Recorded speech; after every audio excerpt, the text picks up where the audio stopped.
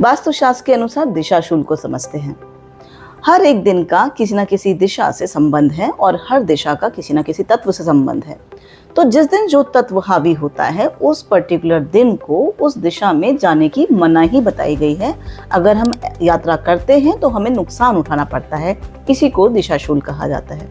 चलिए जानते हैं किस दिन किस दिशा में हम ट्रैवल ना करें, यात्रा करना अवॉइड करें, जिससे कि हम मुसीबतों से मुश्किलों से बचे रहें। तो सबसे पहले बात करते हैं सोमवार की। सोमवार के दिन जल तत्व हावी होता है, जिसकी वजह से नॉर्थ दिशा में उत्तर में यात्रा की मनाही बताई गई है।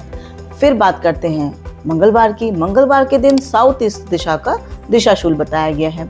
बुधवार को वेस्ट दिशा यानी पश्चिम दिशा की यात्रा की मनाही है। बृहस्पतिवार के दिन नॉर्थ ईस्ट और ईस्ट दिशा में यात्रा करना वर्जित बताया गया है।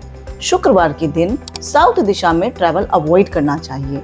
शनिवार के दिन नॉर्थ वेस्ट में यात्रा नहीं करनी चाहिए और संडे यानी रविवार को साउथ वेस्ट में यात्रा नहीं करनी चाहिए।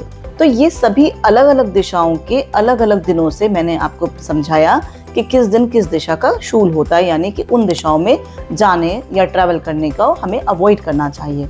अब अगर कभी मजबूरी है, पहले से ऑलरेडी कुछ मीटिंग्स बुक्ड हैं, ज़रूरी है, मजबूरी है, जाना ही है, आप अवॉइड नहीं कर सकते, सिर्फ उन केसेस में आप कोई उपाय करके जाएं। जैसे कि जिस दिन का जिस तत्व से संबंध है उसके उल्टे यानी कि उसके ऑपोजिशन में जो तत्व है उससे संबंधित कलर के कपड़े आप पहन के जा सकते हैं, या वो कलर का कपड़ा, रुमाल, हैंकी, इवन पॉकेट स्क्वायर, कुछ भी ऐसा आप अपने साथ कैरी कर सकते हैं जिससे कि वो बाधा, वो मुसीबत आपकी टल जाए। पर पहली प्रायोरिटी आपकी उस दिन की ट्रैवल को अवॉइड करना ही होना चाहिए।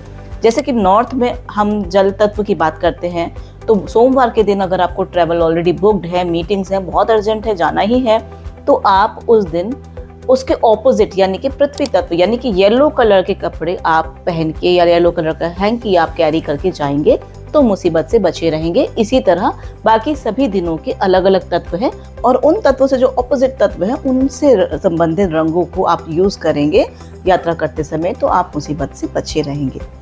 धन्यवाद।